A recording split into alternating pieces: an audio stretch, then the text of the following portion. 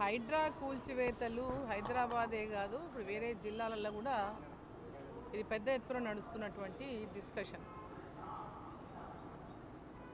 హైడ్రా కూల్చివేతల పైన అందరి పట్ల ఒకే రకమైనటువంటి న్యాయం చేయాలని చెప్పింది.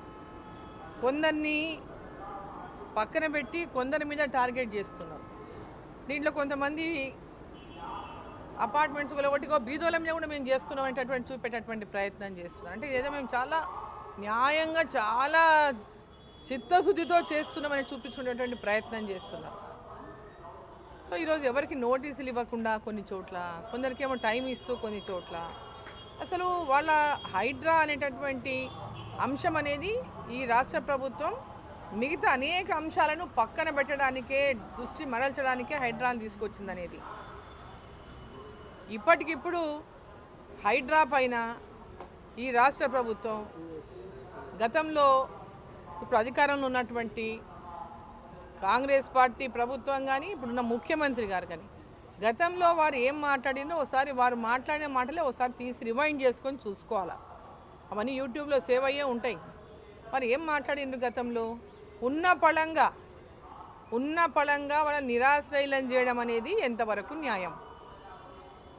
ఎన్నో ఏండ్ల కిందట నిర్మించుకున్నటువంటి ఇండ్లను కూల్చడం అనేది ఎంతవరకు న్యాయం? గతంలో వారేం మాట్లాడింది కదా, వారికి నోటీసులు ఇవ్వండి, పెనాల్టీలు ఇవ్వండి, గవర్నమెంట్ దానికి ఏమైనా రుసుము వసూలు చేయండి. ఇప్పుడు ఎప్పటి నుంచో కట్టుకున్నటువంటి కట్టడాలు ఎన్ని ఉన్నాయి? నూతన కట్టడాలు ఎప్పటి నుంచి ఉన్నాయి? మరి పాత కట్టడాల విషయం ఏంది? నూతన కట్టడాలని చెప్పేసి కూలగొడుతున్నారు. మరి అంతకుముందు కట్టుకున్నటువంటి వాళ్ళ పట్ల ఏ విధమైనటువంటి చర్యలు తీసుకుపోతుంది ప్రభుత్వం? ఇప్పుడు రూల్ అనేది అందరికి ఒకటే రూల్ ఉండాలి.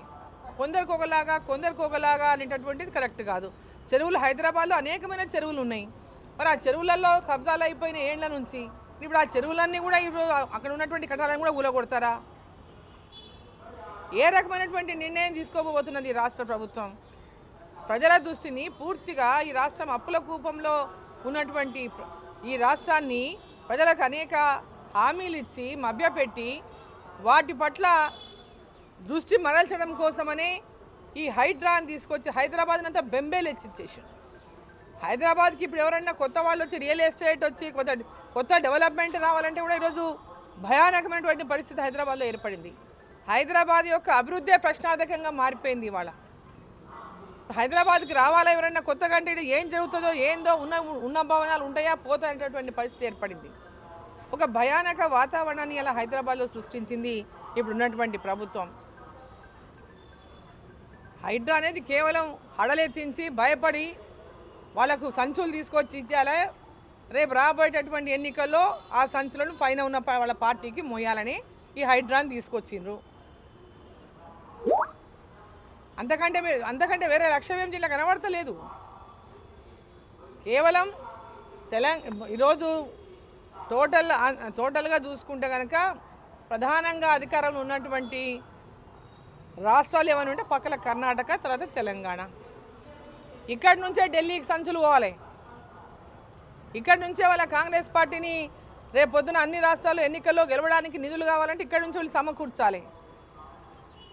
దాంట్లో భాగంగానే ఇవాళ బాదరాగా కొన్ని ప్రాజెక్టులకు వాళ్ళకి కావాల్సిన వాళ్ళకు టెండర్లు లోపల ఇచ్చుకోవడము, లోపలనే వాళ్లకు ఆ ప్రాజెక్టులను కట్టబెట్టడము. కేసీఆర్ టీఆర్ఎస్ ప్రభుత్వానికి మించినటువంటి అవినీతిని ఇప్పుడున్నట్టు రాష్ట్ర ప్రభుత్వం చేస్తూ ఉంది. అంతకు మించినటువంటి అవినీతి ప్రయాణాన్ని ఈరోజు కాంగ్రెస్ పార్టీ చేస్తూ ఉంది. సో కాంగ్రెస్ పార్టీ ఇవాళ చేస్తున్నటువంటి అభివృద్ధి పేరిట దోస్తున్నటువంటి దోపిడీలే కానీ, ఒక పక్క పేదవాళ్ళకి ఇవ్వాల్సిన పథకాల పట్ల ఇప్పటిదాకా లేదు, రైతులకు ఇవ్వాల్సిన పథకాల పట్ల ఇప్పటిదాకా లేదు, చొరవలేదు. కానీ అమాంతరంగా అడ్డగోలుగా వాళ్ళ బంధువులకు టెండర్లు కట్టబెట్టడము, ప్రాజెక్టులు ఇవ్వడము, కొత్త ప్రాజెక్టులకు టెండర్లు వాళ్ళకి కావాల్సిన వాళ్ళకు అనునాయులకు ఇచ్చుకోవడము, వాళ్ళ పార్టీలు ఉన్నటువంటి వాళ్ళకి ఇచ్చుకోవడము, వాళ్ళకు మద్దతు ఇచ్చినట్టు వాళ్ళకి ఎన్నికల్లో సపోర్ట్ చేసిన వాళ్ళకి ఇచ్చుకోవడము.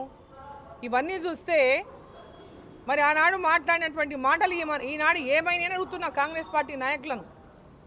ఆ రోజు కేసీఆర్ మీద టీఆర్ఎస్ పార్టీ మీద మీరు చేసినటువంటి వ్యాఖ్యలు మర్చిపోయినరా?